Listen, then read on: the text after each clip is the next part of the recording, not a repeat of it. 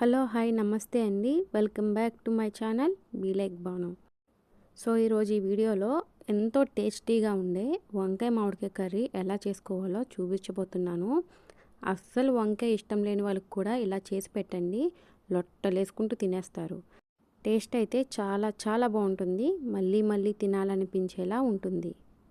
ప్రాసెస్లోకి వెళ్ళిపోదాము. ముందుగా స్టవ్ వెలిగించి ఒక ప్యాన్ పెట్టుకోండి. ప్యాన్ పెట్టుకొని కొంచెం ఆయిల్ యాడ్ చేసుకోండి.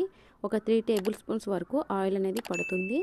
ఆయిల్ బాగా హీట్ అయ్యాక ఇందులో పోపు దినుసులు, ఆవాలు, జీలకర్ర, పచ్చిశనగపప్పు, కొద్దిగా కరివేపాకు వేసి కొద్దిగా ఫ్రై అవ్వనివ్వాలి. ఇవి ఫ్రై అయ్యాక మీడియం సైజు ఉల్లిపాయలు 2 తీసుకొని అవి సన్న ముక్కలుగా కట్ చేసి వేసుకోవాలి.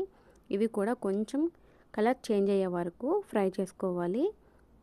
ఈ ఉల్లిపాయలు ఫ్రై అవుతున్నప్పుడే ఇందులో కట్ చేసి పెట్టుకున్న 2 పచ్చిమిర్చిని కూడా యాడ్ చేసుకోవాలి.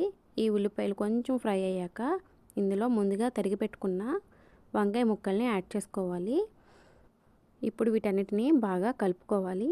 ఇందులోనే 1/2 టీ స్పూన్ పసుపు, 1 టీ స్పూన్ వరకు సాల్ట్ యాడ్ చేసుకోవాలి. వీటన్నిటిని ఒకసారి కలిపి వంకాయ ముక్కలు అనేవి సాఫ్ట్ అయ్యే వరకు మూత పెట్టి మగ్గించుకోవాలి. ఇలా మూత పెట్టి ఒక 2 మినిట్స్ వరకు కుక్ అవనివ్వాలి. ఇప్పుడు వంకాయ ముక్కలు అనేవి కొంచెం సాఫ్ట్ అయిపోయినాయి కదా, వీటిని మళ్ళీ ఒకసారి బాగా కలిపి ఇందులో ముందుగా కట్ చేసి పెట్టుకున్న మామిడికాయ ముక్కలు అండి. ఇవి మీ పులుపుని తగ్గట్టుగా ఈ మామిడికాయ ముక్కలు అనేవి తీసుకోండి. ఇక్కడ నేను ఒక హాఫ్ మామిడికాయ ముక్కనైతే తీసుకున్నాను. దీంట్లోకే కారం యాడ్ చేసుకోవాలి. మీ టేస్ట్ తగినట్టుగా కారం యాడ్ చేసుకొని ఒకసారి ముక్కలన్నీ బాగా కలిసేలాగా కలుపుకొని గ్రేవీ కన్సిస్టెన్సీకి సరిపడా వాటర్ యాడ్ చేసుకోవాలి. నేను ఇక హాఫ్ గ్లాస్ వాటర్ యూస్ చేస్తున్నాను. వాటర్ యాడ్ చేసి ఒక 2 మినిట్స్ వరకు మెత్తగా మగ్గనివ్వాలి. మూత పెట్టి మగ్గించుకుంటే ముక్కలు అనేవి తొందరగా కుక్ అవుతాయి. ఇప్పుడు ఒక 2 మినిట్స్ వరకు ఈ ముక్కలన్నింటినీ బాగా కుక్ అవనివ్వాలి.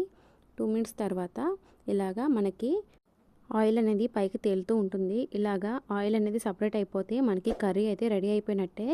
ఫైనల్గా ఇందులో సన్నగా తరిగిన కొత్తిమీరను కూడా వేసుకొని ఒకసారి కలుపుకొని ఒక సర్వింగ్ బౌల్లోకి తీసేసుకోవడమే. అంతే, ఎంతో టేస్టీగా ఉండే వంకాయ మామిడికాయ కర్రీ అయితే రెడీ అయిపోయింది. మీరు కూడా తప్పకుండా ట్రై చేసి ఎలా వచ్చిందో నాకు కామెంట్ అయితే చేసేయండి.